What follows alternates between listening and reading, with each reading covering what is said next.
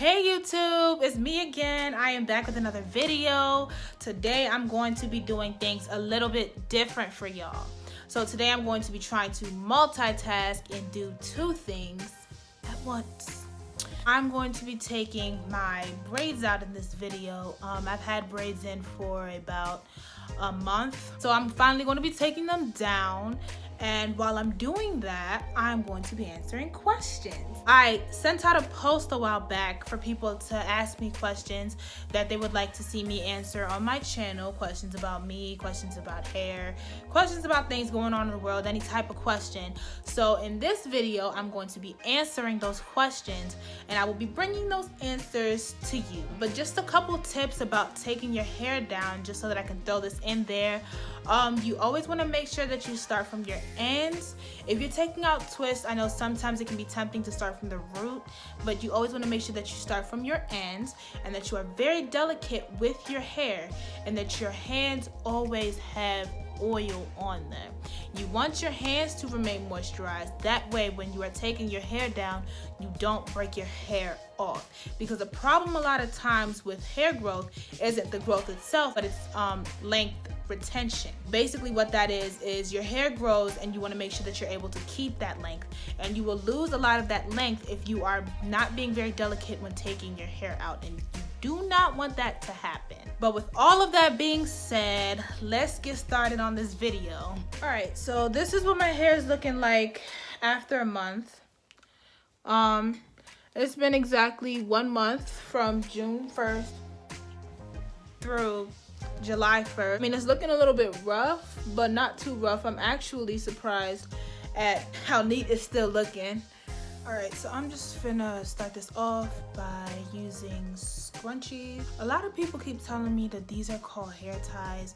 I know they're called hair ties, but I like calling them scrunchies anyway because I just like doing that. All right, so what I'm gonna do is I'm gonna put my hair into different mini sections with these, and I just do this so that I don't lose any braids in like my hair that I've already taken out, if that makes sense.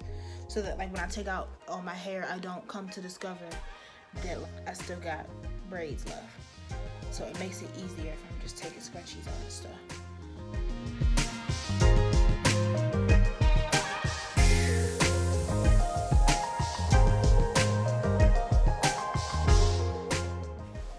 Alright, now that I'm done with that, I look a little bit crazy, but I'm getting ready to take them down and take out the braids. Yeah. I'm just put some oil. Ooh. Gonna put some oil on my hands. Alright, so I'm gonna jump into the first question. The first question says, bro, why you start doing YouTube in the first place? My reason for doing YouTube videos is because, I mean, I like talking. I talk a lot, so I mean it's a place where I can just, you know, talk and stuff. And I also like doing hair, so I went natural back in like what, 2018 or something like that, January 2018.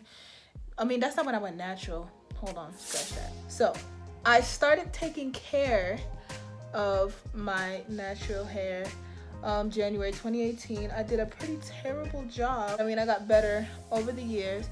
And so, like, you know, discovering some stuff on YouTube and stuff like that, I realized I like watching YouTube videos and I really like doing my hair. And I'm like, at some point, I just felt like I wanted to record myself, and I did it. And then I was like, well, I need an editor now.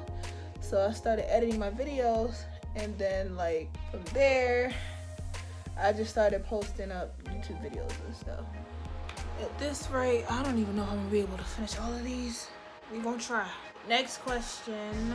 What's your take on these protests, the riots, and the looting? Well, for starters, I think that the protests are very well needed and they are very effective because, I mean, we can all see how Black people are being treated with the police brutality, the systematic racism and all of it. And the protests are actually yielding results. So I think that they are very necessary. As far as looting goes, I personally wouldn't do it. The way that I see it, you can't always repay evil with evil. I can understand it though, because people feel like we're not being heard. And it's the truth that we're not being heard, but I still feel like there's a way to protest and protest very strongly without having to necessarily loot from different businesses. All right, let's get to the next question. Have you ever had heat or hair damage, and what did you do? I have had heat damage, and this was back when I used to do weave and stuff. I would flat iron my hair and put the weave, after I put the weave in, I had like a little section in my hair in the front where I would flat iron every day. So I flat ironed my hair every single day, which was a huge mistake. This is around like 9th grade. And eventually I had heat damage. Like I noticed that I would wash my hair and my hair would not curl back up like the rest of my hair would. So what I did do is I cut it a couple times, like maybe 3 times on my own, which is something that you should not do. Don't do that unless you know how to cut hair. But I would trim it on my own, but I never actually trimmed out all of the heat. Actually, most of it was still left over, but at some point I just got lazy and I stopped trimming it all together. But I treated it like the rest of my hair, you know, washing, moisturizing, even though then I didn't really take care of my hair well at all.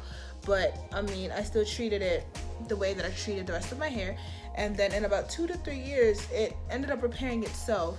I didn't see any damage anymore. My hair curled back up the way that it's supposed to. But yeah, that's just how I took care of it. Didn't really do much to it. All right, y'all, this is day 2 of me taking my hair out. Hopefully this will be the last day. But yeah, let's get to this next question. Do you want to make YouTube your career? To be honest, if I could, I would. But it's not my first career goal. My main career goal is to become a child psychologist and either do something in counseling or, well, yeah, pretty much in counseling for real. This process is going absolutely nowhere. I've been here for a long time and it's like, I'm so tired. Like, y'all don't even understand. This is exactly why I said never again am I gonna do braids that are this tiny. Like, I said it before, of course, and then here I go and I did it again. I mean it this time. It's never happening again because the suffering is too much. Quick link check. There we go. Link check.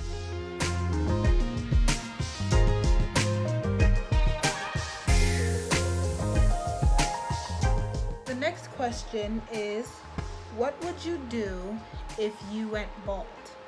If I went bald, I would literally cry because of the fact that like I put so much time and effort into finally growing my hair out. It's finally working and everything, and then like all of a sudden, like I wake up one morning and I'm bald, or someone cuts my hair, or even I cut my hair, I would definitely cry. But eventually I would embrace it and I would just work on growing my hair back. And if I weren't able to grow my hair back, I would just have to make do with what I had. Live my new bald lifestyle, wear wigs, do whatever I gotta do.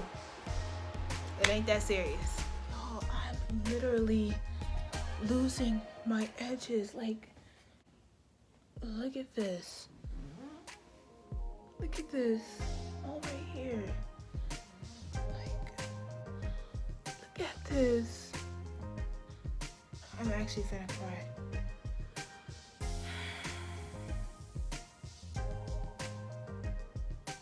This is why I'm very careful with what hairstyle I do, because like you do something too strong and this happens. Next question. So the last question is, do you prefer day 1 hair or day 2 hair?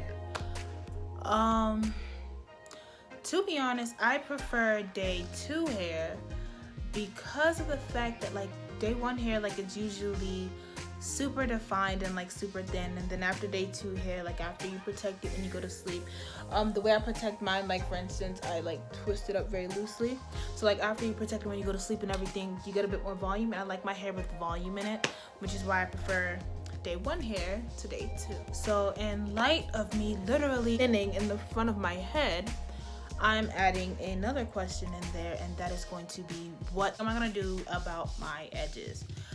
To be honest, all I can really do is keep massaging them, and then use oil on them a lot, hot oil treatments and everything, and just like take care of it, be really delicate with them, and then just keep taking care of it like I do the rest of my hair. You know, when I wash it, do the LCO method. I don't really do the LOC method because of my hair porosity, because I have low porosity hair.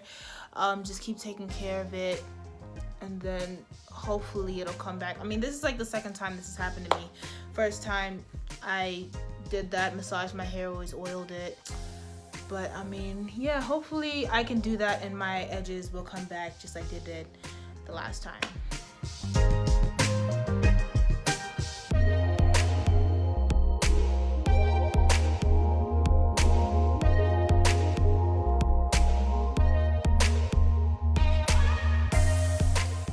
I'm gonna spare y'all the trouble of sitting up here and watching this whole thing. I'm gonna see you when I am done. I am finally done with my hair after sitting through last night, taking it out, after sitting through this afternoon, through this night, taking it out. I'm finally done. I got all my braids out and everything. My hair is looking pretty full, actually. This is what it's looking like. I think it's grown a lot, a bit actually. Quick length check. Quick length check. And this is where we're standing at. I think this is pretty good actually. But thank you all for sitting with me through this whole thing. Thank you for watching my videos. I love you all. Please do subscribe to my channel, leave a thumbs up, comment, and share. And I will see you all in the next video.